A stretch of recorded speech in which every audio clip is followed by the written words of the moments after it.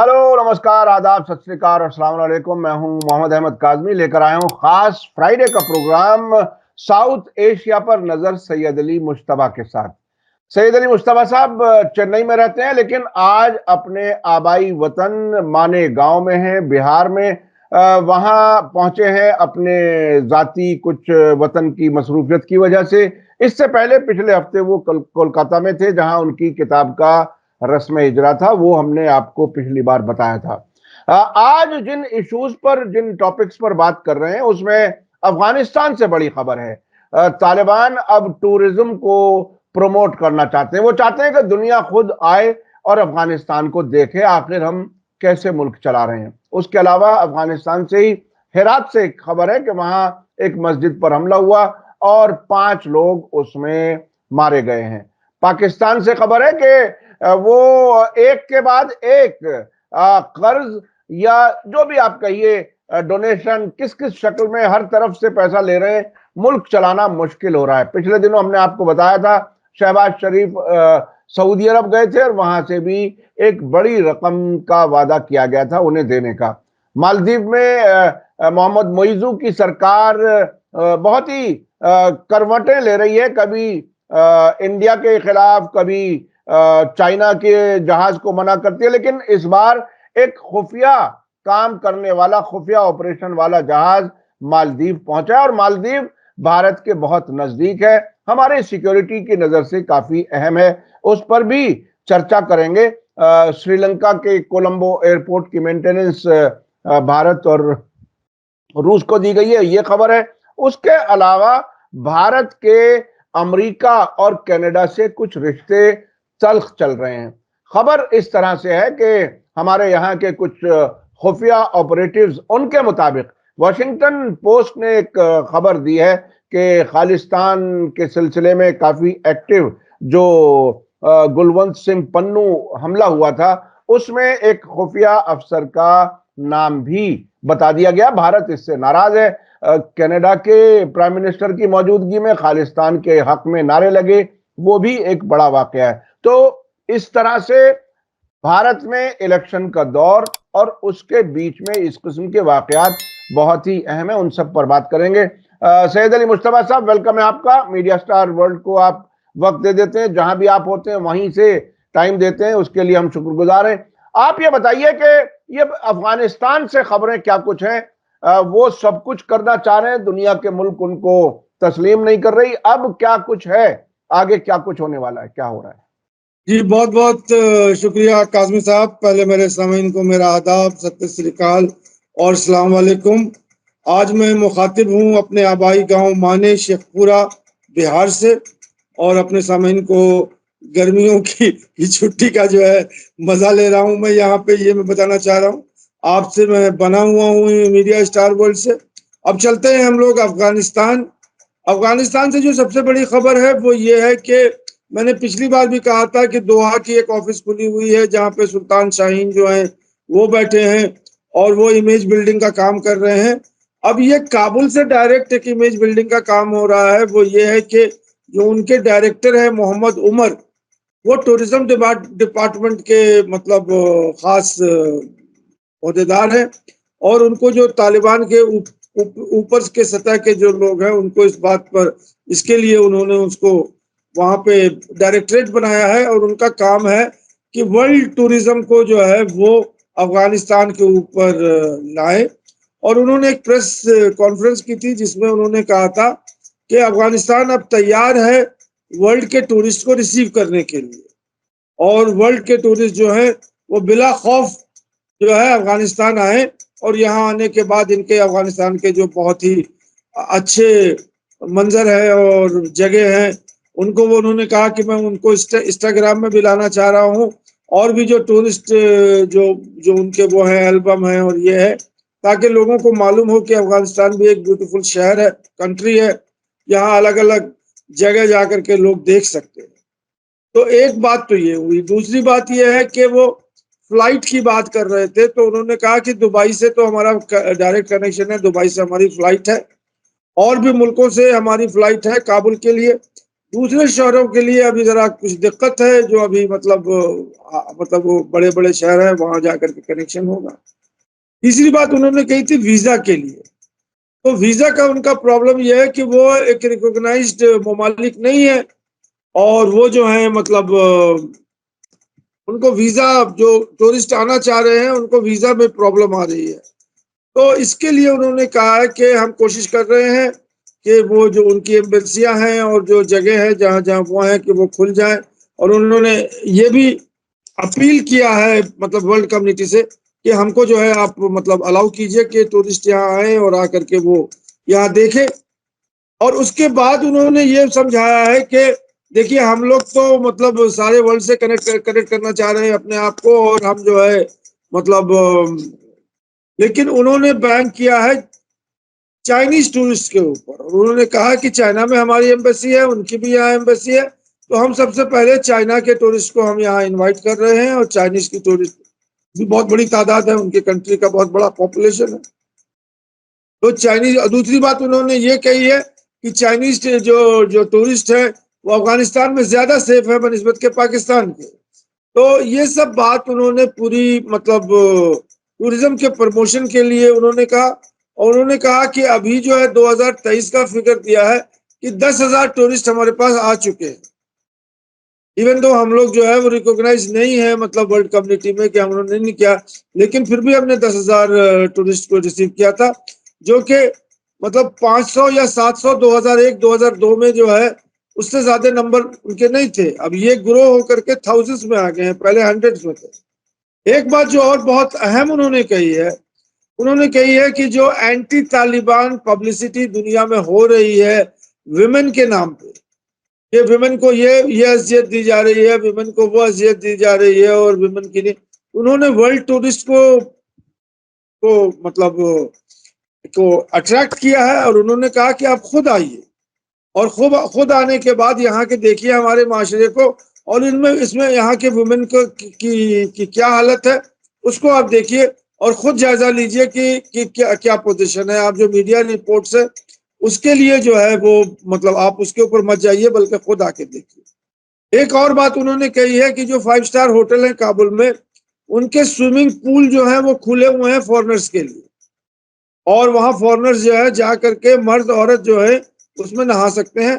लेकिन उन्होंने कहा कि जो अफगान नेशनल्स हैं या जो वर्कर हैं वो उसको इस्तेमाल नहीं कर सकते। तो ये पूरा एक उन्होंने टूरिज्म प्रमोशन का उन्होंने एक ऐलान किया है। और उन्होंने कहा कि जिन लोगों को आना है वो दुबई आए, वहां हमारा वीजा ऑफिस खुला हुआ है, वो दुबई से जो है वीजा, अब वो अराइवल ऑन वीजा की बात हो रही थी, तो उन्होंने कहा कि हम उसके ऊपर भी मतलब काम कर रहे हैं, लेकिन जब तक दुनिया हमें रिकॉग्नाइज नहीं करेगी तब तक हम कैसे भी अराइवल ऑफ वीजा हम दे सकते जी मुश्तबा साहब, आपने अफगानिस्तान के टूरिस्ट प्लेसेस के बारे में कुछ बताया, तालिबान की तरफ से कहा गया। मैं खुद 2 बार अफगानिस्तान गया हूं। बहुत ही खूबसूरत जगह है। जब फ्लाइट से आप उतरते हैं काबुल में, तो वो हिंदू कुश पहाड़ियों की जो रेंज है उसके बीच में बसा हुआ शहर, बहुत ही खूबसूरत। उसके अलावा वहां कई और जगह हैं। वो बामियान टूरिस्ट बामियान इलाका है, वहां भी लोग जाते हैं। और कई और शहर हैं। तो बहुत ही बेहतरीन खूबसूरत जगह है। 5 स्टार होटल के बारे में आपने इशारा दिया। वहां वहां एक इंटरकॉन्टिनेंटल 5 स्टार होटल है। हम लोग मेहमान थे सरकार के 1996 में, वहां हम ठहरे थे। लेकिन बहुत हालत खराब थी जंगों की वजह से। अब लगता है कि उन्होंने शायद पिछली सरकार में कुछ बेहतरी की है, डेवलप किया है, और अब अफगानिस्तान बेहतर हालत में होगा। अच्छा, दूसरी जो खबर है अफगानिस्तान से, वो हेरात में एक मस्जिद पर हमला हुआ है, 5 लोग मारे गए, ये खबर है। क्या कुछ है आपके पास इसकी तफसील? देखिए, ये जो खबर है ये तो बिल्कुल सही खबर है। इसकी एनालिसिस मैं यहाँ से यही कर सकता हूँ कि अभी भी टेररिज्म जो है उस पर पूरा कंट्रोल नहीं है तालिबान का, इस बात का की ये संकेत दे रहा है। और कहाँ कमी है, क्या कमी है, ये तो वही लोग जो कि इस ऑपरेशन को देख रहे हैं, टेररिज्म को देख रहे हैं, वही बता सकते हैं। मैं तो कुछ कह नहीं सकता।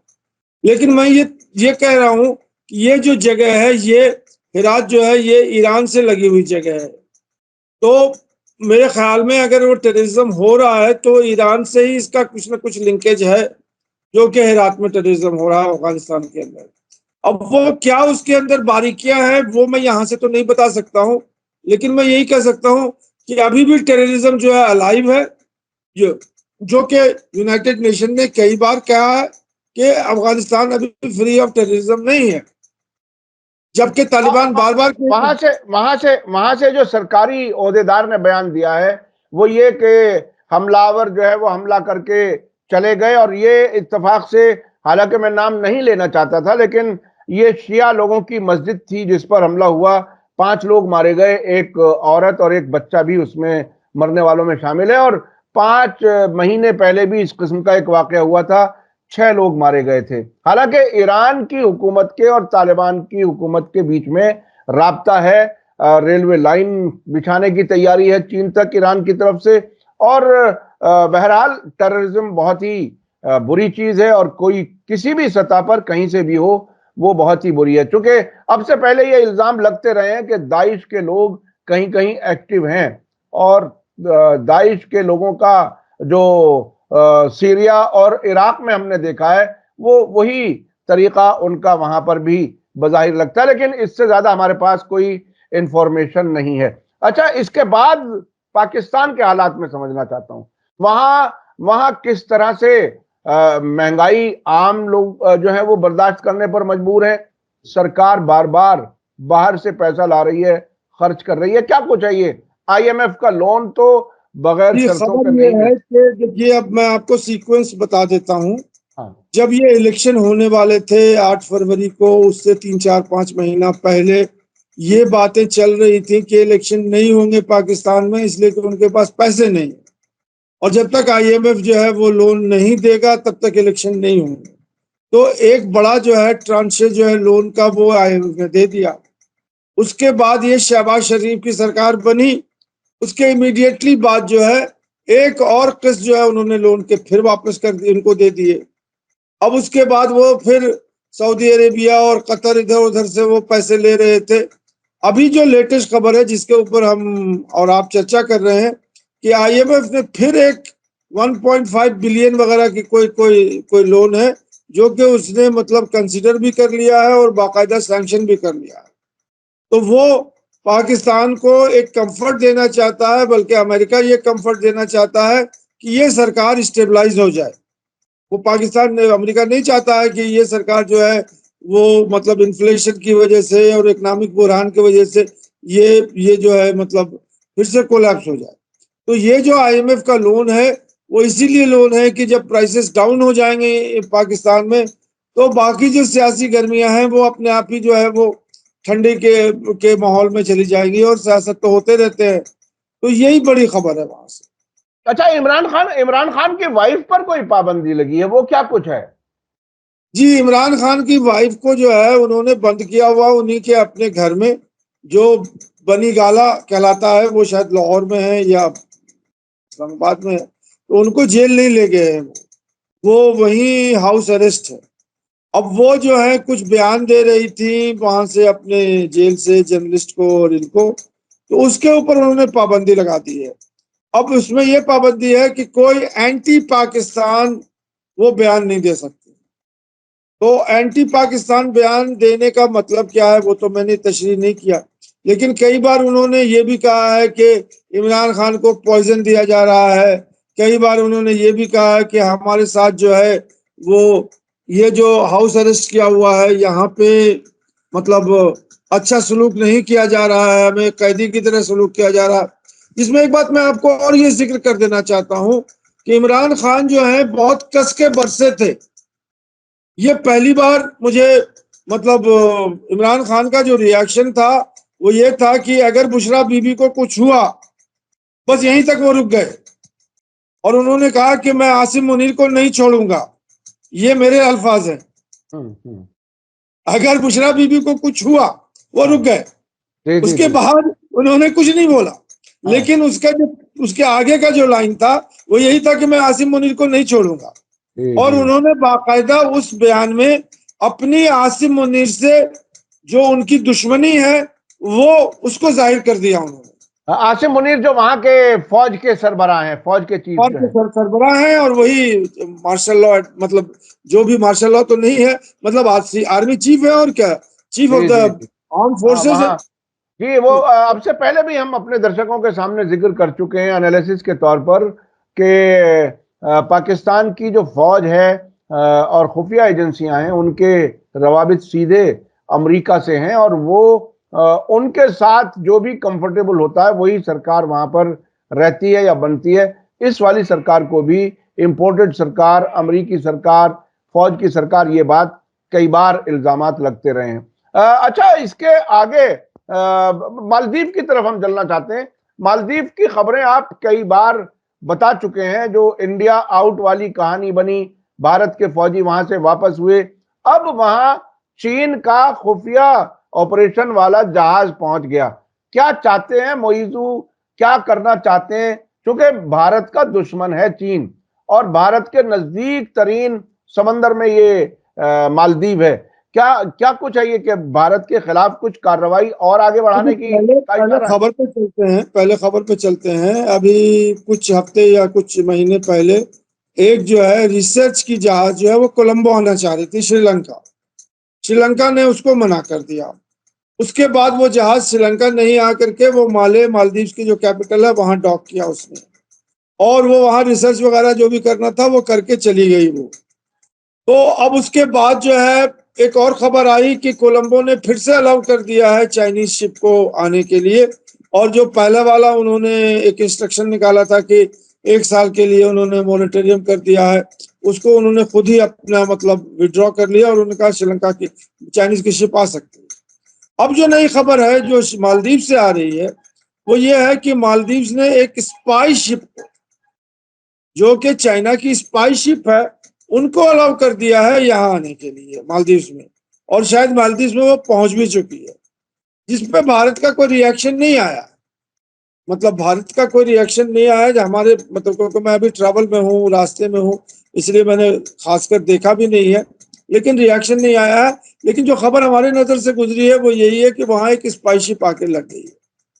अब बात आती है एनालिसिस की, हो क्या रहा है कि एक तरफ वो भारत से कहते हैं कि हमारा बहुत अच्छा दोस्त है और हमारा जो है पड़ोसी है और सारी चीजों के लिए तो हम भारत पे डिपेंडेंट हैं, दूसरी तरफ उन्होंने जो है चाइनीज शिप को अलाउ कर दिया है।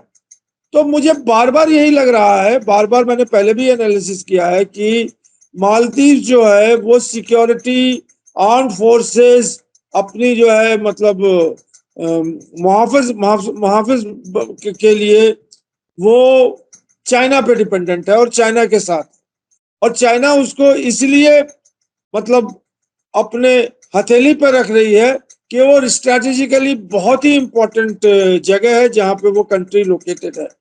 अगर मालदीव को चाइना कंट्रोल कर लेगी, इसका मतलब है कि वो इंडियन ओशन को कंट्रोल कर लेगी। वहां जी से इंडियन ओशन को वो पूरी अच्छी तरह से, जो कि खाड़ी देश से जो जहाज जा रहे हैं, तो अब मलिक्का स्ट्रीट और फलाना वो सब तो बहुत ही हॉट स्पॉट हो गया है। अब हॉट स्पॉट जो है वो मालदीव होने वाला है, क्योंकि अगर मालदीव में आकर के वो बैठ गए चाइनीज, तो फिर इंडिया को खतरा है, अमेरिका को खतरा है, और वो सारे शिप जो चलते हैं वेस्ट एशिया से ईस्ट एशिया की तरफ जाने के लिए और पैसिफिक की तरफ जाने के लिए, उनको खतरा है। तो ये जो खबर है कि उनकी स्पाई शिप आ गई और उसका जो है रिसर्च शिप आ गया, इसके अंदर मैं यही देख रहा हूं कि चाइना कहीं अपना परमानेंट बेस तो ना बना ले मालदीव को, यही है। जी जी जी जी। तो ये बहरहाल भारत के लिए चिंता की बात है। और अब तो उसी रास्ते से वो जहाज भी गुजर रहे हैं जो जहां यमन से रोकने की कोशिश हो रही है, जो इजराइल के जहाज जिनको रोका जा रहा है, ये वही रूट है जो यमन के बाबुल मंदब से भी कनेक्ट करता है, या खाड़ी के देशों से भी। अच्छा, अब मैं चलना चाहता हूँ श्रीलंका। श्रीलंका में क्या कुछ हो रहा है श्रीलंका में? अच्छा, ये जो हमारे पड़ोस के छोटे मुल्क हैं, हालांकि हर मुल्क की अपनी एक सॉवरेंटी होती है, उसका इज्जत होती है, एहतराम होता है, श्रीलंका हो या मालदीव हो, और अपने फैसले उन्हें अपने आप करने होते हैं। लेकिन वहां श्रीलंका में भी इस किस्म के कंफ्यूजिंग सिग्नल कई बार मिलते रहे। जैसे अभी आपने जिक्र किया कि चाइनीज जहाज वहां पर आया भी था, आना था, फिर मना कर दिया, उस किस्म की। अब ये भारत और रूस को कोलंबो एयरपोर्ट मेंटेनेंस की बात है, वो क्या कुछ है? देखिए, पहले तो मैं खबर बता देता हूँ, उसके बाद फिर उसकी एनालिसिस दूंगा। देखिए, ये जो कोलंबो वगैरह जो एयरपोर्ट वगैरह है, ये सब चाइनीज फंड से बने हैं और चाइनीज की इन्वेस्टमेंट है उसमें, और चाइनीज का कर्जा है उसमें। तो अब ये जो है खबर ये है कि कोलंबो ने या श्रीलंका ने उसमें चाइना का उनका जो है उसको हटा दिया है उसके मेंटेनेंस के लिए, और भारत को और रशिया दोनों को साथ करके कहा कि अब इसकी आप मेंटेनेंस कीजिए, इसको देखिए। अब यहाँ पे जो बात आती है कि कोलंबो जो है कभी भारत की तरफ जाता है तो कभी जो है वो चाइना की तरफ जाता है, कभी चाइना को नाराज करता है तो भारत को खुश करता है, और भारत को नाराज करता है तो चाइना को खुश करता है। तो ये कहानी जो है हम देख रहे हैं श्रीलंका में, ये हम देख रहे हैं मालदीव्स में, ये देख रहे हैं नेपाल में, यही चीज हम देख रहे हैं बांग्लादेश में भी। हम्म। अब यहाँ पे जो मैं आपको एनालिसिस के तौर पे ये बता देना चाहता हूँ कि ये बड़े बड़े छोटे छोटे मुल्क हैं हिंदुस्तान के नेबर से, और ये हिंदुस्तान से ही निकले हैं किसी न किसी वक्त से। ये बहुत मतलब गरीब मुल्क है हिंदुस्तान के कंपैरिजन में, जो हिंदुस्तान का जो जो जो कद और कामत है उससे बहुत छोटे हैं ये। और ये सब मुल्क जो है वो बड़ी तेजी से प्रोग्रेस कर रहे हैं, और वो ये चाहते हैं कि जो डेवलपमेंट हिंदुस्तान ने 75 साल में किए हैं उसी के लगभग हम भी कर लें। और एक और खबर मेरे दिमाग में आ रही है, मैं उसके बाद पहले ये समझा दूं मैं। तो उसमें क्या हो रहा है कि हिंदुस्तान इन लोगों को पैसे देता था पहले इनके डेवलपमेंट के लिए। हिंदुस्तान ही वाहिद मुल्क था जो कि इन सारे मुल्कों को की क्या सिक्योरिटी भी लिए हुए था वो, और उनको उनके डेवलपमेंट के लिए फंड दे रहा था। अब क्या हुआ है कि चाइना आ गया है इंडिया के नेबरहुड में, और उन नेबरहुड को जो है एक ऑप्शन मिल गया है। पहले तो उनके पास ऑप्शन ही नहीं था। अब हम्म। चाइना जो है वो कर्ज देने के लिए तैयार है, अब उनके डेवलपमेंट करने के लिए तैयार है। अब वो ये चाहते हैं कि जैसे अमेरिका में मॉल बना हुआ है और या दिल्ली में मॉल बना हुआ है, वैसे हमारे पास भी मॉल हो, वैसे ही हमारे पास एयरपोर्ट हो, वैसे ही हमारे पास बंदरगाह हो, हमारे रोड रोड उसी तरह के हो। उसके लिए तो बहुत पैसे चाहिए ना। और वो चाइना जो है अपना फंड खोला हुआ है, और उसका मंशा ये है कि इन सारे मुल्क को जो इंडिया के नेबर हैं उनको हम कंट्रोल करें फंड की तरफ से और उनका डेवलपमेंट करें। तो वो कर रहा है, लेकिन उसके साथ साथ ये भी है कि जब वो कर्ज देने देता है तो ये सब कर्ज में डूबे हुए हैं। मतलब श्रीलंका भी डूबा हुआ है, मालदीव भी डूबा हुआ है, नेपाल भी डूबा हुआ है। तो ये किस्सा है। अब ये जो किस्सा है ये अभी आगे चलने वाला है। अभी हम्म। एक हवाले से एक खबर इसी हवाले से मैं कह दूं कि अभी शहबाज शरीफ पाकिस्तान में बड़े बड़े अफसरदा थे और बहुत ही गमगीन थे। वो ये खबर थी कि बांग्लादेश जो है वो इकोनॉमिक डेवलपमेंट में पाकिस्तान से बहुत आगे निकल गया इकोनॉमिक ग्रोथ में। और उन्होंने कहा कि जब हम बच्चे थे और जब हम नौजवान थे तो ये सुनते थे कि जो ईस्ट पाकिस्तान है वो वेस्ट पाकिस्तान के ऊपर जो है एक बर्डन बना हुआ है, और वो वेस्ट पाकिस्तान के जितने रिसोर्सेज हैं वो ईस्ट पाकिस्तान खा लेता है। यही हमने बचपन से सुना था। आज जब हम इस मुकाम पे पहुंचे हैं तो हमें ये खबर आ रही है कि बांग्लादेश ने कई कई गुना तरक्की कर लिया है पाकिस्तान से, और उसकी इकोनॉमिक हालत जो है पाकिस्तान से बहुत अच्छी है। और पाकिस्तान की हालत क्यों खराब हो गई है उन्हें खुद ही नहीं मालूम है। हम्म। तो ये उन्होंने बाकायदा स्टेटमेंट जारी किया है। जी जी जी जी। अब ये देखिए, वो थोड़ा सा एनालिसिस के तौर पर ही समझा जा सकता है कि 1947 के बाद भारत और पाकिस्तान अलग अलग खेमों में रहे। भारत सोवियत यूनियन के साथ और पाकिस्तान अमेरिका के साथ। तो अमेरिका के साथ जाने वालों का तकरीबन यही हाल होता है शायद दुनिया में, जो आज पाकिस्तान का है। और बांग्लादेश का भारत से चूंकि ताल्लुक नजदीकी रहा और उसने अपने इंडिपेंडेंट तरीके से भी काफी तरक्की की, तो वो उन्होंने ज्यादा तरक्की की। लेकिन गहराई से हो सकता है कुछ और वजूहात हों, उस पर फिर कभी हम बात करेंगे। अच्छा, भारत के अमेरिका और कनाडा से ताल्लुकात बार बार ऐसा लगता है जैसे ट्रैक से उतर रहे हैं, खराब हो रहे हैं। अभी वॉशिंगटन पोस्ट ने जो ताजा खबर दी है उससे तो भारत काफी नाराज नजर आ रहा है। क्या कुछ है वो खबर? देखिए, पहले खबर को आप समझ लीजिए, उसके बाद भारत का रिएक्शन एक्सटर्नल अफेयर मिनिस्ट्री का देगा। वॉशिंगटन पोस्ट में ये खबर थी, पन्नू के गुरवंत पन्नू जो है खालिस्तानी जो जो स्पोक्समैन है अमेरिका में, और खालिस्तान का जो है वो एडवोकेट करते हैं, और वो उनको भारत डिजिग्नेटेड टेररिस्ट बनाया हुआ है। उसमें एक उनके ऊपर एक असैसिनेशन का अटेम्प्ट हुआ था, उनको मारने का जो है वो एक प्लान बनाया था, जिसको अमेरिका खुफिया एजेंसी ने मतलब नाकाम बना दिया था। उसके बाद से खबरों का सिलसिला चलता आ रहा है, कभी भारत कुछ कहता है, कभी अमेरिका कुछ कहता है। उसी कड़ी में जो नई खबर है कि पहले जो इंडिया का जो रॉ का जो एजेंट था, उसके अभी तक कोड नेम थे, जिसको अमेरिका छुपाया हुआ था, अमेरिका को मालूम था। अमेरिका की पूरी एजेंसी भारत में आके बैठ गई थी, और भारत ने यह वादा किया था कि हम इस पर इन्वेस्टिगेशन कर रहे हैं, और इन्वेस्टिगेशन करने के बाद जो है आपको हम पूरा रिपोर्ट देंगे। अब उसी कड़ी में जो आगे खबर है, वो अमेरिका ने राव का जो एजेंट है, वो उसका नाम उन्होंने विक्रम यादव रखा है, और वो जो है वो स्पाई है इंडिया का, जिसने ये मास्टरमाइंड किया था निखिल गुप्ता के साथ, जो कि अभी जेक रिपब्लिक में बंदी बना हुआ है। तो इंडिया के इंस्टिगेशन पे, यानी कि विक्रम यादव के इंस्टिगेशन पे, जो निखिल गुप्ता है वो अमेरिका गया था, और वहां उन्होंने शार्प शूटर को और गनमैन को वो हायर किया था, और कितने पैसे का डील हुआ था कुछ नहीं दिया था। ये पूरा ओवरसी ऑपरेशन जो है वो निखिल ये विक्रम जो यादव है यही कर रहा। तो अब जो नाम जो खबर ये है कि विक्रम यादव का नाम अमेरिका ने ऐलान कर दिया है कि यही बंदा था। और लास्ट खबर ये थी कि वो कहीं ब्लूमबर्ग में या कहीं अखबार में आया था कि अमेरिका ने उसको मेन जो एजेंसी है राव की, उससे हटा दिया था। लेकिन अभी वो गवर्नमेंट के लिए काम कर रहा है, राव के लिए काम कर रहा है या किसी और डिपार्टमेंट के लिए काम कर रहा है, वो ये नहीं कह रहे थे। तो जो खबर बड़ी है, मोटी खबर वो यही है कि अब अमेरिका ने आइडेंटिफाई कर दिया है कि राव का कौन एजेंट था जिसने ये पूरा मास्टरमाइंड किया। तो इसके ऊपर जो हमारी एक्सटर्नल अफेयर मिनिस्ट्री है वो बरस पड़ी है वॉशिंगटन पोस्ट पे कि क्या फजूल रिपोर्ट आपने शाया किया है, इसके ऊपर कोई भी मतलब ट्रुथ नहीं है, ये सब लाई है, ये सब बकवास है। तो बहुत ही जबरदस्त तरीके से मतलब उन्होंने उस रिपोर्ट को खंडन किया है। तो ये एक बड़ी खबर है। दूसरी खबर है वो कनाडा की, कि जो कनाडा के प्राइम मिनिस्टर हैं वो किसी फंक्शन में थे शायद, और वहां पे जो है खालिस्तान के नारे लग गए, और वो उसको सुनते रहे, उन्होंने कुछ नहीं किया। तो ये खबरें जो है, और यहाँ पे इसके ऊपर भी बहुत भारत में आक्रोश है कि कैसे कनाडा जो है वो टॉलरेट कर सकता है टेररिस्ट ऑर्गेनाइजेशन को भी।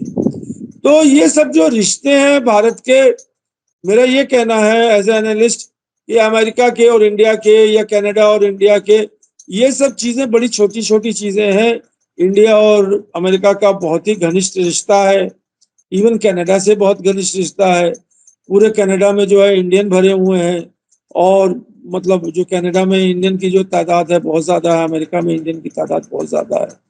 तो ये सब जो है वो मेरे कहने का मतलब ये है, ये सब फ्लैश इन अ पैन है।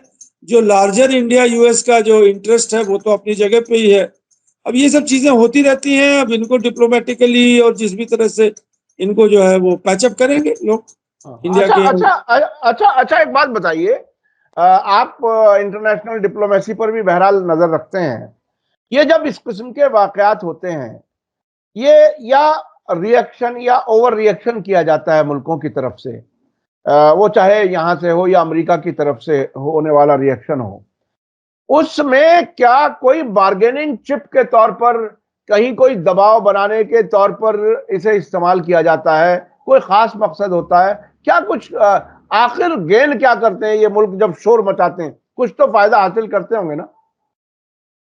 जी, इसमें जो है जो मुझे यही समझ में आ रहा है कि देखिए, ये जो डिप्लोमेसी है ये इंडिया की तरफ से नहीं, देखिए आप अमेरिका की तरफ से देखिए कि ये सब चीजों को जब वो सामने लेके आते हैं और इंडिया के ह्यूमन राइट्स वायलेशन को दिखाते हैं, और इस तरह की एक्स्ट्रा जुडिशियल किलिंग को दिखाते हैं, तो ये बजाहिर बात यह है कि इंडिया के ऊपर वो अपनी दबाव बना रहे हैं। अपना प्रेशर बना रहे हैं। और इसका एंड जो क्या होगा, एंड यही होगा कि अमेरिका इंडिया पे सैंक्शन लगा देगी, अमेरिका इंडिया को लोन देना बंद कर देगी, अमेरिका इंडिया को जो है हथियार देना बंद कर देगी, या जो भी उनके एड है, यही तो एंड होगा उसका, और तो कुछ हो नहीं सकता। और इंडिया ये नहीं चाहती है कि जो जो जो बेनिफिट या जो प्रॉफिट या जो भी बेनिफिट मिल रहा है अमेरिका से वो बंद हो जाए, क्योंकि फिर इंडिया के पास और दूसरा कोई अमेरिका के अलावा दूसरा कोई है नहीं। कनाडा को तो फिर भी मतलब वो बर्दाश्त कर सकती है, लेकिन ये सब चीजें ऐसी हैं कि वो इंडिया को मतलब एक डाउन करने के लिए या बार्गेनिंग मतलब एक पोजीशन में लाने के लिए, ताकि इंडिया उससे बराबरी से मुंह से मुंह मतलब आंख से आंख मिला करके बात ना कर सके। कहीं ना कहीं इंडिया को अपने नजरें तो झुकाना ही पड़ेगा इन सब मामलों में। मुस्तफा साहब ये बताइए कि ये अभी ताजा कुछ खबरें हिंदुस्तानी मसालों में कुछ नुकसानदेह, सेहत के लिए नुकसानदेह चीजों का पता चला है, कुछ मुल्कों ने उसको एक तरह से आइडेंटिफाई किया है। ये क्या कुछ है? भारत के तो मसालों का कारोबार काफी बड़ा है दुनिया के साथ, ये क्या है खबर? जी, ये बहुत इंटरेस्टिंग खबर है, और खासकर जो है हिंदुस्तानी जो हैं वो इससे सीख लेना चाहते हैं। ये खबर ये है कि हिंदुस्तानी जो खाने में मसाले इस्तेमाल किए जाते हैं, सारे मतलब डिशेस के अंदर अलग अलग चीजें, मिर्च के मसाले और जो तरह तरह के मसाले हैं, हल्दी है, ये है वो है। तो ये खबर जो स्टार्ट हुई है, ये हांगकांग से शायद खबर स्टार्ट हुई है, आके सिंगापुर में रुकी है।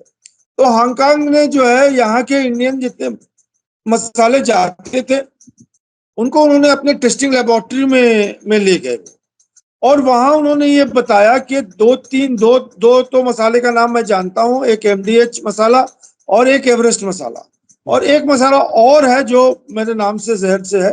इनकी टेस्टिंग हुई तो इसके अंदर कैंसर के एलिमेंट पाए गए, और इसके अंदर यह है कि वो एक जहर है, वो मसाले नहीं है बल्कि जहर है। और उसके बाद इमीडिएटली जो है वो सिंगापुर ने उसकी टेस्टिंग की। सिंगापुर ने कंफर्म किया कि ये जो मसाले हैं इसमें बहुत हाई लेवल के कैंसर मतलब प्रोडक्ट हैं, और उनको उन्होंने शेल्फ से जो है हटा दिया, वहां से भी हटा दिया। और भी बहुत सारे मुल्कों में ये मसाले जो हैं वो मतलब की टेस्टिंग की बात हो रही है, और उन लोगों ने जो है भारत के ऊपर इल्जाम लगाया है कि आप इसकी टेस्टिंग नहीं करते हैं और उसको कैसे एक्सपोर्ट करते हैं आप। तो ये खबर जो है बहुत जंगल की आग की तरह से चल रही है अभी, क्योंकि हिंदुस्तान के जो मसाला है वो पूरे दुनिया में डोमिनेट कर रहा है। हर एक कंट्री जो है वो साउथ एशिया की बात नहीं है, वो वेस्टर्न यूरोप से लेके हर जगह। और यहाँ पे जो बात रुकती है वो ये है कि इंडिया में जो टेस्टिंग मतलब जो गवर्नमेंट ने खोला हुआ अपने टेस्ट लैब्स और टेस्ट लेबोरेटरी, जो कि सर्टिफिकेट देती है कि हाँ ये फिट है, आप इसको जो है भेज सकते हैं, या आदमी जो है इसको कंज्यूम कर सकता है, उसकी बहुत बड़ी मतलब एक तरह से समझ लीजिए कि फजीयत हुई है। और इंडिया जो है इनके ऊपर जो है उसे एक्शन लेना होगा। और इसमें एक चीज और मैं बता दूं आपको कि ये जो टेस्टिंग लेबोरेटरी जो हुई है वहां की इंटरनेशनल, उन लोगों ने जो है वो साउथ इंडिया के जो डिशेस हैं, खासकर जो उनके सांभर और डोसा और करी, उसमें ये सब पदार्थ जो है बहुत ज्यादा मतलब क्वांटिटी में पाए गए हैं। साउथ इंडियन जो के मतलब साउथ इंडियन जो लोग खाना खाते हैं डिशेस है उसके अंदर। तो ये बड़ी एक खबर है जो कि मैं मीडिया स्टार वर्ल्ड की तरफ से आपको बताना चाहता हूँ कि जो लोग इन मसाले तो हर घर में कंज्यूम होते हैं, एवरेस्ट मसाला और एमडीएच मसाला, तो इसको जो है वो समझ के अपना अगर आप उसको कंज्यूम करते हैं, क्योंकि ये खबर जब आई है तो कुछ ना कुछ तो सच्चाई होगी। जाहिर है वो मसाले भारत के बाजार में भी हैं, भारत में भी सब लोग उसे इस्तेमाल करते हैं, तो ये समझने की जरूरत है। असल में बिजनेस और तिजारत जो है वो अगर अंधी हो जाए सिर्फ पैसा कमाने के लिए, टेस्ट बनाने के दौड़ में नुकसानदेह चीजें देने लगे, तो वो बहुत ही इंसानियत के लिए नुकसानदेह होती है, तकलीफ पहुंचाने वाली होती है। और कैंसर ऐसी बीमारी जिससे बहरहाल सुन करके भी इंसान लरस जाता है। अगर हमारी खाने में रोजाना हम उसे इस्तेमाल कर रहे हैं तो हमें कहीं ना कहीं नुकसान हो सकता है, उससे होशियार रहने की जरूरत है। और हमारी कोशिश ये रहती है कि जो भी खबर आप लोगों की भलाई की हो वो आप तक जरूर पहुंचती रहे। बहुत बहुत शुक्रिया सैयद अली मुश्तबा साहब, आप ने हमारे लिए वक्त निकाला अपने वतन रहते हुए भी। फिर हम अगले हफ्ते आपसे बात करेंगे। इसी के साथ मुझे दीजिए इजाजत। धन्यवाद, शुक्रिया। जय भारत, जय हिंद। मीडिया स्टार वर्ल्ड के और वीडियो देखने के लिए हमारे चैनल को सब्सक्राइब करें और सीधे नोटिफिकेशन पाने के लिए बेल आइकन दबाएं। और अगर हमारी खबर सच्ची और अच्छी लगे तो अपने व्हाट्सएप, इंस्टाग्राम, फेसबुक और ट्विटर अकाउंट पर जरूर शेयर करें।